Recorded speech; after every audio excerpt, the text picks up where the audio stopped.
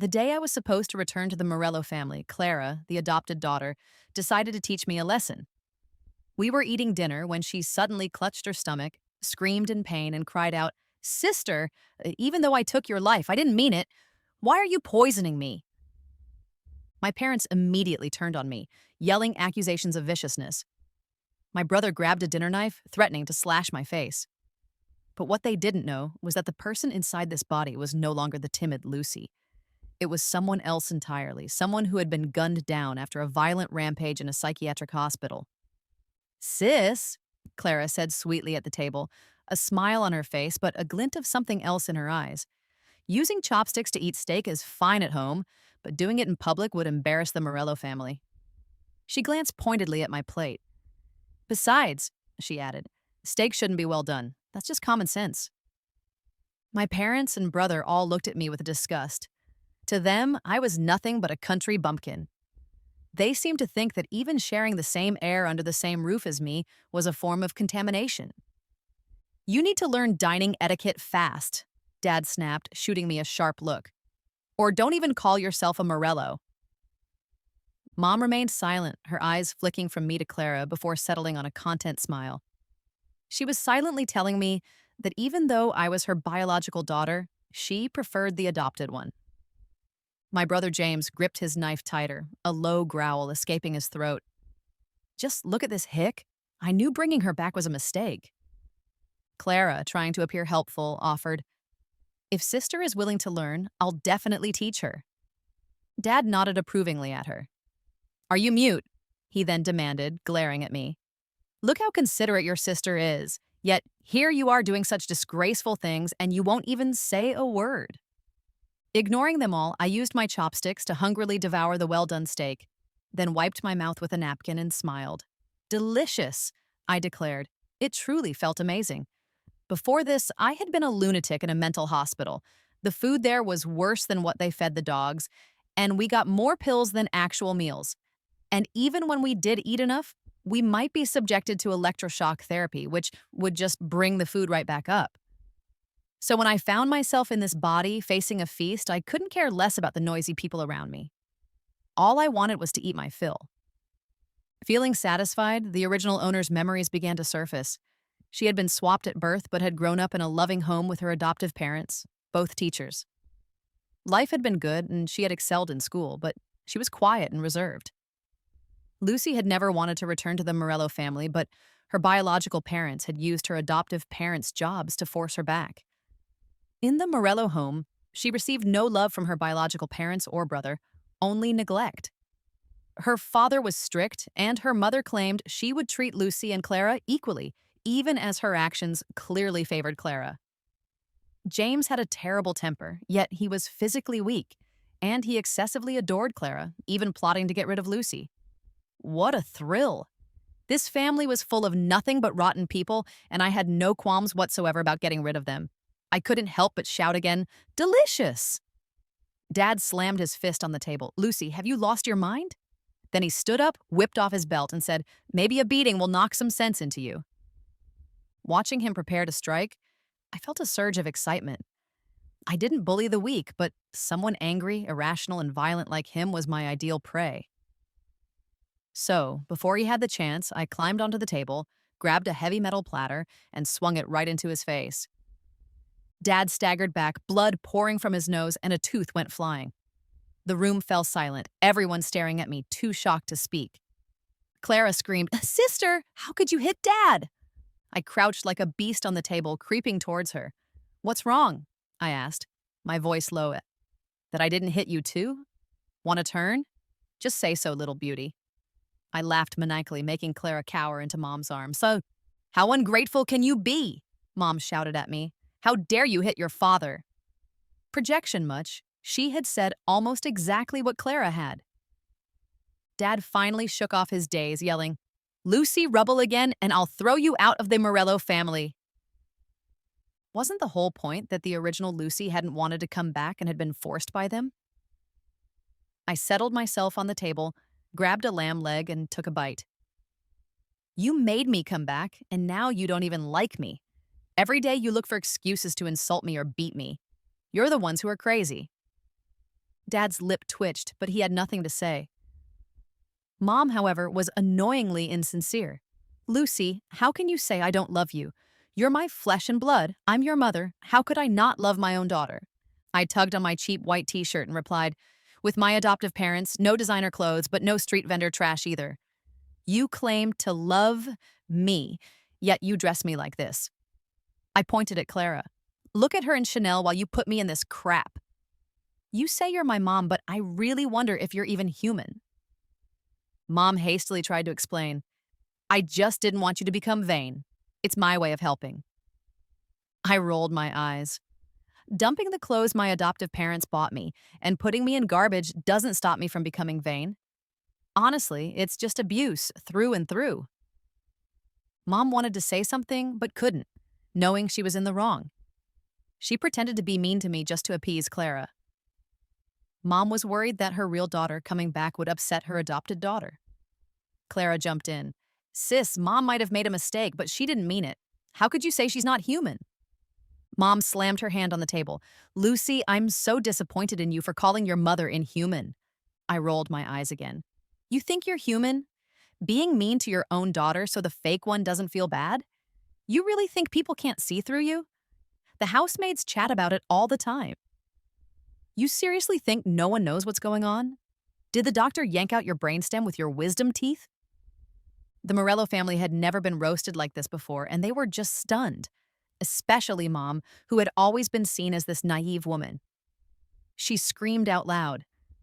James suddenly jumped up, yelling at me, Bitch, I'm gonna kill you! Ever since I got back, that idiot James had been trying to off me. I had even caught him searching how to stage a suicide after a murder on his computer. Weak body, no brains, anger issues. I couldn't figure out how the original me had been bullied by him. As he cursed and charged at me, I swung the lamb leg at his ugly mug like a baseball bat. He was so weak he passed out on the spot. James! Mom screamed. Dad shot me a look and rushed to check on his son. Clara stared at me, confused. She must have been thinking, how did the pushover become like this? But she quickly composed herself, laughed lightly, and clutched her stomach. Sis, even though I took your life, I didn't mean it. Why would you poison me? Framing me for poisoning her again. I raised my eyebrows, ready to take on Clara's new challenge. Mom hugged Clara tightly and yelled at me, Lucy, how could I have such a vicious daughter? How could you poison someone? Quick, call an ambulance, Dad shouted. Clara hastily said, Mom, Dad, you can't have CIS arrest her. Poisoning gets you a heavy sentence. Was that a hint for them to call the cops on me? Wow, this fake daughter wasn't the brightest either. A family like this, how could they have such a scandal? I chuckled sarcastically. Oh, my silly sister. Don't you know why Dad insisted on bringing me back? With one more daughter, there's one more marriage alliance opportunity. No way he'll call the cops. Clara froze. She hadn't thought of that.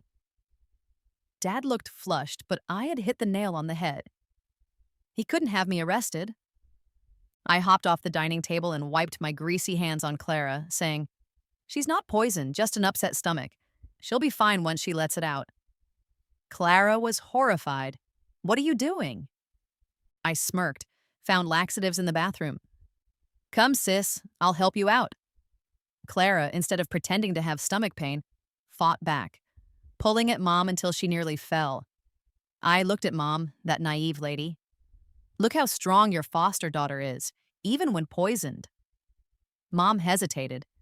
Despite being dim-witted, she knew a stomachache leaves you weak, let alone poison, and clearly Clara wasn't actually poisoned.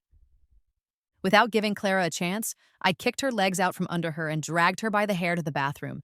Then I force-fed her over a dozen laxatives. Soon, the bathroom sounded like popping corn with Clara's cries. Sweet revenge! I shouted. Before coming here, I had been locked in a mental hospital. Because on the subway, some creep touched my thigh and said, Wearing a skirt, you must be trying to seduce men. I snapped back, and you have a head to get chopped off. I bashed his head until he died. I got caught, diagnosed with depression and bipolar disorder. They locked me up with my messed up family who bribed the staff to hurt me. But I ended up killing 11 of them before I was shot dead and ended up here. When no one bothers me, I'm totally fine, but when provoked, even I don't know what I'll do. Dad, Mom, and James looked at me in horror. I looked right back coldly, saying, "Don't mess with me, and we can live peacefully. Try something, and I'll go nuts playing with you all." I went back to my room, feeling annoyed. The Morello family had given me a room that used to be storage. No windows or anything. Even the maids had it better. I went upstairs to get into Clara's room. Mom timidly said, "That's your sister's room. You can't just take it." I raised a brow. "Do you want to cuddle with me at night, Mom?"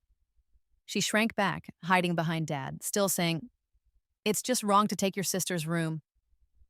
Got it. I turned and headed to Mom and Dad's room on the third floor. Mom wanted to protest, but Dad stopped her, whispering, "Leave her be for now." I locked the bedroom door, laid on the comfy bed, and soon fell asleep. But in the middle of the night, I heard someone picking the lock. Were they really planning an ambush? I jumped up, grabbed the heavy crystal ashtray off the nightstand, and waited by the door. Seconds later, the door opened.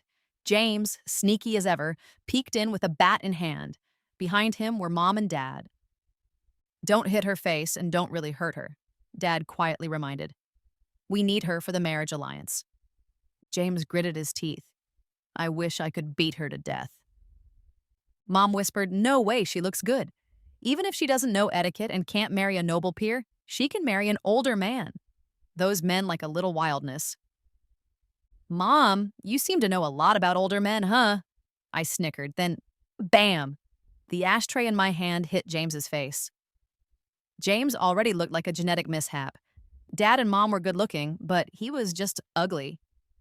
With my ashtray smack, he looked like a cooked potato dropped on the floor and stepped on. He screamed, blood pouring from his nose and mouth. I grabbed a baseball bat and charged at Dad and Mom. But right then, Dad turned around and jabbed me with a rubber baton from God knows where, right on my shoulder. A strong electric current shot through my body. Darn it, the stun baton! As I fell, Dad gritted his teeth and said, "Watch how I deal with you." That feeling, it was so familiar. The little electric zap. It was kind of weirdly nice. Even though I fell inside, I was happy because being shocked felt like flipping a switch for me. It drove me mad, honestly. When I killed that pervert on the subway, it wasn't even insane. I figured at worst they'd give me a life sentence or something, since he was the one who grabbed my thigh first. But the pervert's family thought if I went to jail, it'd be tough for them to handle things, so they made up mental illness records for me. As for a mental hospital, those pills and little whacks they give you, those same doctors and staff calling you crazy, and the crazy ones treating you normally, it'd drive anyone nuts, especially the electroshocks. They'd make you lose control and destroy your mind and body, so a normal person like me ended up losing it. Now I had time traveled, and getting shocked again actually got me hyped. Watch how I deal with you. By the time Dad shouted that, I was already up and about. In his shock, I snatched that electric baton from him. You. Dad turned into a stuttering mess. Mom hid behind him, peeking nervously, scared out of her wits. I grinned, zapped myself for fun, and laughed out loud. Madman. Total madman. Dad ignored Mom and ran, but Mom didn't dare stay, instinctively grabbing Dad's shirt, and down he went. But she didn't stop, just bolted away. Dad face-planted hard, groaning in pain. I rushed over, gave him a gun-like jab, solved his constipation issue for years on the spot. He foamed at the mouth and passed out. Just as James crawled out of the bedroom, he saw this and scrambled the other way faster than a dog. A yawn suddenly escaped me, feeling bored. This family's fighting skills weren't worth my time. Then the bathroom door opened and Clara walked out, one hand on the wall and the other on her belly. Just so happened Dad woke up, reaching out. "Clara, help your dad!" Clara flinched, holding her stomach. "Oh, it hurts, Dad. I need the toilet." I walked over, sat down hard on Dad's back, and pushed his face to the ground with my foot. "See, even your good daughter won't help you." Dad yelled, "Isn't it your fault, you homewrecker? Ever since you came back, the whole family's in chaos." I hit him over the head with the electric baton, saying, "So I deserve to be bullied by you all? There's surveillance here, just check it. You'll see Karen framed me with the chopsticks and steak, but did you check?" No, you didn't. It's not about trusting Karen, is it? It's about ignoring me, letting Karen set me up for fun. Dad swallowed his words because he knew I was right. To him, sons were for inheriting the family business, continuing the line, and daughters, whether real or fake, were just marriage tools for cementing family power. So he felt no connection to his blood daughter. The adopted daughter, though not related, had been with him for years. There was a bond there. So he let Clara play her games, even helped her for his own pleasure. After all, the nicer he treated Clara, the more she'd give back after marriage. I stood up, no longer caring for him, and returned to my room one last time. Don't mess with me this time. I didn't even close the bedroom door, slept so loudly it echoed, but nobody dared come in. Next day, early, I woke up right on time, just past 4 a.m., just like before the time travel. I went for a morning jog. The original body was still a little weak. Otherwise, handling the Morello family would have been a breeze. After exercising and a shower, the maid had breakfast ready. I sat at the dining table as the maid brought my food, eagerly saying, "Miss, here's your crab bun. Enjoy while it's hot." "You eat it first," I sneered. This maid was in her early 30s, really pretty and with a killer figure, the type that's sweet yet seductive. In the original memories, she got along well with Clara. Suddenly being so attentive, could it be genuine? Sure enough, the pretty maid paled nervously, saying, "We can't eat that, miss. Please don't joke." I pulled out the rubber baton from behind my back and slammed it on the table. "You eat. I won't hit you. But if you don't, I'll make sure you eat after a beating." She tried to run, but I anticipated that, pressing the baton to her back, zapping her down instantly. For ha ha, this little flying stick from Dad is actually pretty cool. I like it. I picked up a crab roe bun and shoved it into the nanny's mouth. Fresh out of the steamer, the bun was scalding hot and juicy. The nanny started screaming as if she was in hell. The Morello family members all rushed out. Dad seemed terrified of me, but still yelled, "What are you up to this early in the morning?" I smiled and said, "This chick tried to poison me, so I let her taste it herself." Clara's face looked terrible, already pale and now turning ghostly. Just then, the nanny screamed even louder. It was the laxatives kicking in. She turned into a human sprinkler right there. I quickly stepped back and asked with a smile, "You better tell me who put you up to this, or I'll spill the beans about you and Dad's affair." The nanny cried out, completely terrified. "Miss, there's nothing between me and Sir." But she caught sight of Mom's murderous glare.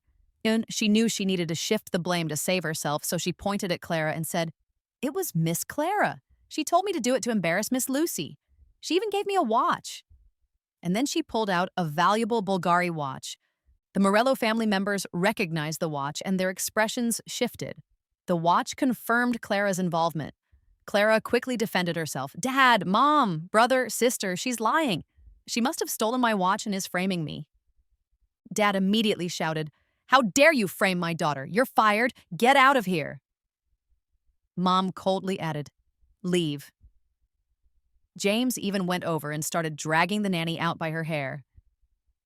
They all knew the truth, but just didn't care. The original owner was truly pitiful, I sneered inwardly. After such a mess, the Morello family wasn't in the mood for breakfast. I made myself some noodles, ate until I was full, and got ready for school. The Morello family had a Bentley, specifically for taking me and Clara to school. When I walked out, I saw Clara already in the car, and it seemed like they didn't plan to wait for me. They were already turning the car around. That jerk kept finding ways to mess with me. I sprinted to catch up. After all, a car turning isn't that fast. But the windows were closed, and the driver looked at me coldly with no intention of opening the door. Clara sneered from the back seat and flipped me off. I'm more of an action type, so I didn't waste any time. I pulled a baton out of my backpack and started smashing the windshield. Within moments, I shattered it. The driver wouldn't take me to school, but he wouldn't dare to run me over either. I jumped onto the hood, cracked the windshield some more, and kicked it until there was a big hole. Half my body slipped inside. "Bastard, you dare mess with me?" I grabbed the driver's tie and yanked it hard, punching him a few times for good measure. "Miss Lucy, I was wrong. It was all Miss Clara's idea. Please don't make this difficult for me." The driver started to cry. "Ha! Like saying sorry would fix things. I hopped off the hood, used the baton on the airbag trigger point, and set it off. The airbag exploded, leaving the driver stunned in the back seat. Clara was so shocked she screamed. I walked over, smashed the car window with the baton, and dragged Clara out. Looks like you're craving some more laxatives. I pulled a laxative out of my backpack. Clara saw it and started wailing like a baby. She tried to run, but I electrocuted her, then force-fed her the laxative. Clara ran for her life, screaming as she went. It looked like Iron Man's suit had booster jets on, propelling her faster. Not far away, Dad was about to go to the company. His face looked grim when he saw me, but when our eyes met, he quickly got back in his car. I walked up and stopped the Rolls-Royce. I'm taking this car to school. Dad didn't even hesitate. He got out and left right away. I think I finally scared him for good. Driving in the Rolls-Royce, I got to school. Class went on as usual. I tackled my homework and thought, college students sure don't study as hard as high schoolers, or else why couldn't I solve these problems? I didn't expect Clara to show up after morning study. Her face was pale as a ghost, her eyes red and swollen, looking really pitiful.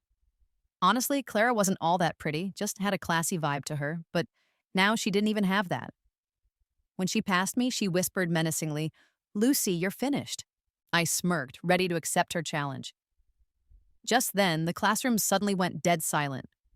A few girls with brightly dyed hair and cigarettes in their mouths strutted into the room, coming straight for me. The leader, a blonde, sneered, "Yurali, heard you've been acting mighty tough lately." So, this was the "you're finished" that Clara was talking about. I got up, kicked away the desk and chair to leave myself some room to move, and casually asked, "What do you guys want? How about cutting to the chase?" "You want to know? Ha ha, we're here to teach you a lesson." She swung at me, but mid-swing her body shook. My rubber baton was already pressed against her stomach. Then I pulled out my baton and swung it at her face. The classroom exploded with screams, hers and the girls around her. Her friends lunged at me, but I only got more excited. I was unstoppable, charging left and right. In just a few minutes, they were all cowering and covering their heads. Some girls surrendered before I even got to them. I cornered them by the wall and asked the leader, "Who sent you?" She was the worst off, zapped by me and her face bloodied, completely scared now. "Clara, it was Clara," she stammered. "She even took out her phone saying we've contacted each other over the phone. She even gave me $10,000. Everyone turned to look at Clara. Looking pale, Clara explained, "Sister, are you setting me up by getting them to act?" Yet some people believed it. To them, Clara was the well-mannered and intelligent young lady of the Morello family, while I was just the recently found and less favored member of the family. At that moment, a tall guy stood up in the back of the class. He thought he looked cool as he tossed his hair and walked towards me with a fake, cold demeanor. "Lucy, even though we're engaged, I told you before I like Clara. Why would you hurt her out of jealousy?" More people sided with Clara. They relished the drama of two sisters fighting over a man. The guy, named Paul, was a rich heir. I started laughing. "Are you kidding me? Even if you don't have a mirror at home, you could use a puddle to check out that ugly face before thinking I'd be interested in you."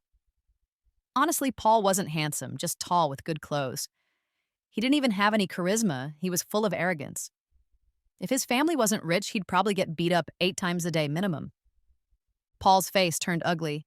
"You're asking for it. I'm going to beat you up." He raised his hand, aiming to slap me.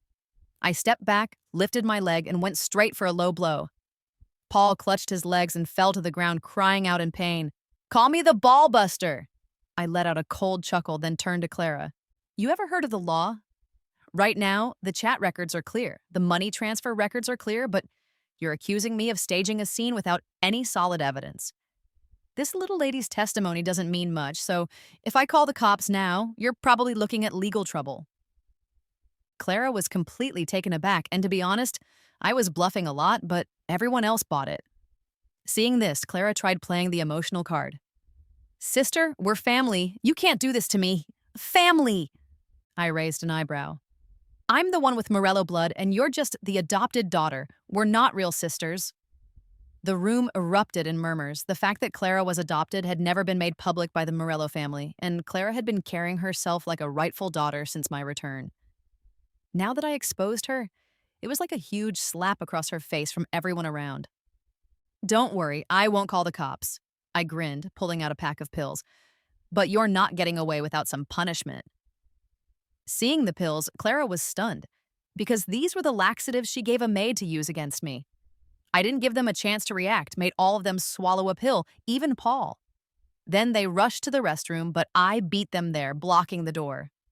In no time, they became a spouting brigade, spraying as they ran. The whole school was in chaos. I seized the chance to collect the phones from the little lady and Clara. With such a big scandal at school, of course, the parents would be notified. Before long, my dad showed up, along with Paul's mom and the parents of the little lady crew. In particular, those parents rushed at me like they wanted to tear me apart. I hopped onto the principal's desk, holding up my phone. Your kids took money to beat me up. I've got chat logs and bank records. If you touch me, I'll call the cops and they'll have a record, so think about it. Those parents calmed down. Truth is, most parents know what kind of kids they have. With evidence in my hand, they didn't dare make a move. The principal was stressing out, practically pulling his hairpiece off, looking at my dad in distress. It was, after all, a clash between the Morello family daughters. Dad was helpless, whispering to the principal, I'm powerless here. If she goes crazy, she might pull you into her office. The principal was shocked, unable to resist, asking, I remember Lucy being quite the excellent student, a good kid. How did she end up going crazy because of your family? Dad was speechless. He wondered the same. How did his once compliant daughter become this wild? Was she really driven mad by them? I couldn't bother with more nonsense and pointed at Clara. Expel her, or this won't end. I'll go to the police, find reporters, make a scene. You'll all regret it. The principal was sweating bullets, thinking if I really went out of control, he'd have to retire early. Dad definitely didn't want it blowing up, as it would tarnish the Morello family name. Seeing the situation, Clara rushed to Dad, crying, Dad, it wasn't me. It was my sister framing me. Please, Dad, help me. A real daughter wouldn't cling to her dad like that, especially when she's not blood-related, I said sarcastically. Then suddenly had a eureka moment. Oh, Clara, do you want to be my stepmom? Dad pulled her off, gritting his teeth at me. Shut your mouth. Expel her, then I'll shut up. I raised an eyebrow. Dad had no choice. He turned to the principal. I failed as a parent. Expel her, and I'll take her home to educate. The principal sighed with relief, glad to resolve it peacefully. In the end, Clara was expelled, and after making such a scene, no one dared mess with me anymore. Within our social circles, it quickly spread that Clara was adopted. Paul's mom even declared that if the Strass family was going to ally with the Morello family, it did have to be with an actual daughter, not an adopted one. This whole mess has left Clara completely unable to show her face in our circle. Her reputation as a socialite, built over more than a decade, collapsed just like that. Especially after a video of them acting like fools at school got out, she's been too embarrassed to even leave the house. But what surprised me was that James suddenly stopped bothering me. When something doesn't make sense, there's usually a dirty secret behind it. I decided to dig into it. I've got money now, so investigating stuff is a breeze. Where did I get the money from? My parents. If they refuse to give me money, I just threatened to storm into Clara's room with a laxative. They've been left with no choice but to give me a card. I hired someone to investigate and found out that James and Paul met up often. But exactly what they were up to, no idea. But I'm sure they weren't doing anything good. So I spent more money to have someone keep a closer watch. Now in the Morello family, I can do whatever I want and no one dares to mess with me. But I know they would kill me if given the chance. Of course, my parents would never want me dead. As long as I'm alive, I can engage in an arranged marriage and bring benefits to them. But Clara and James, they definitely want me gone. I'm not going to give them that chance. While I've still got some power left, I replaced all the maids, drivers, and gardeners at home. The Morello family didn't care about them anyway. One day after school, I found Clara waiting at the door. I glanced at her and said, "Got something to say?" Clara quickly grabbed my hand and said, Sister, I've realized a lot of things lately. We're family, and I shouldn't have treated you like that. I'm here to apologize, and I hope you can forgive me. Oh, is this her new tactic? I got excited, but pretended not to care. Get lost, not interested. Go die somewhere else. Clara, however, directly knelt before me. Sister, I really know I was wrong. Please give me a chance. We're holding a family dinner to apologize to you. Then my phone rang. I checked it and said, all right, I'm hungry anyway. And soon we arrived at a rundown warehouse in the suburbs. I got out of the car, suspiciously asking, a family dinner in a place like this, sister? The outside might look shabby, but inside it's beautifully arranged. Clara hurriedly pulled me inside. I followed her in, not bothering to expose her pretense. Once inside, there were no decorations. Instead, I saw James, Paul, and 4 big guys. Plus, Mom and Dad were there too, not to mention cameras everywhere. Clara immediately ran off, and 2 of the guys moved to shut the warehouse doors. James approached with a sinister look. If we didn't still need you for the arranged marriage, today you die here. Be grateful you're a Morello, you have value.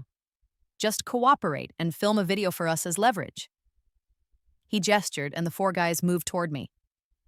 My parents showed no emotion.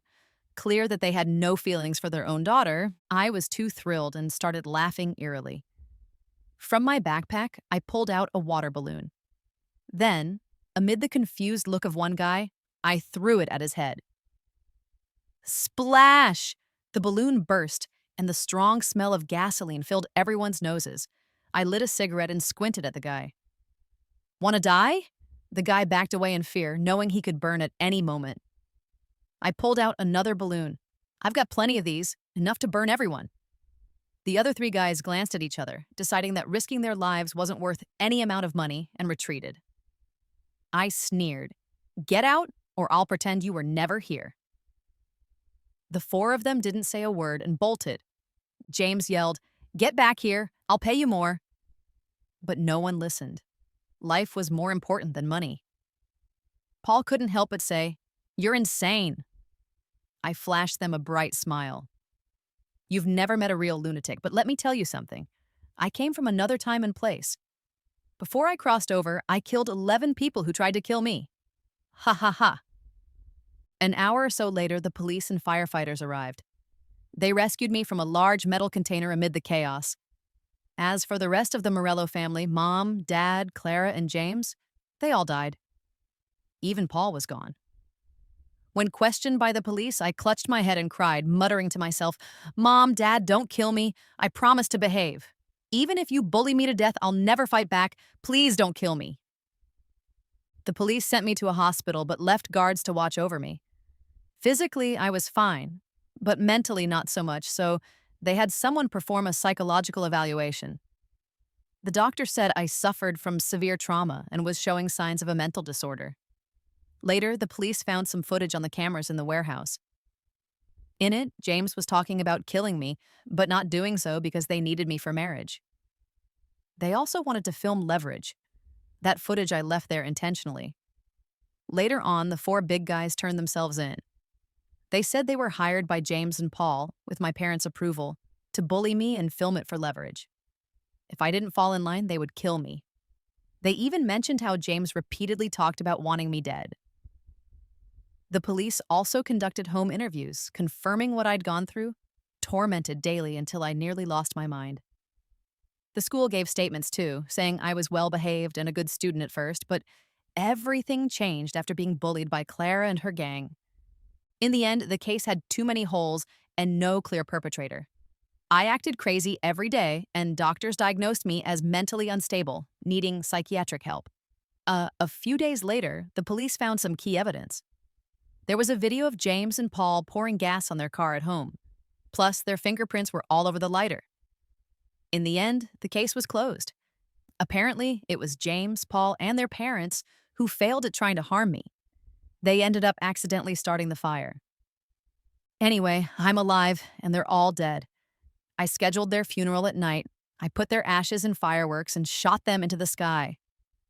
Not long after, I sold everything the Morello family owned and left the city with a fortune. As for that day at the warehouse, I had sent someone to check things out and got solid info sent to my phone. That's why I let Clara go there. I was always looking for a chance to take them all down, and they handed it to me. I had to seize the moment. I also started that fire, but I left no evidence behind. I hired the four big guys, and they had no choice but to take my money and back me up. Now, I just want to move somewhere else and live a simple and happy life. Happy.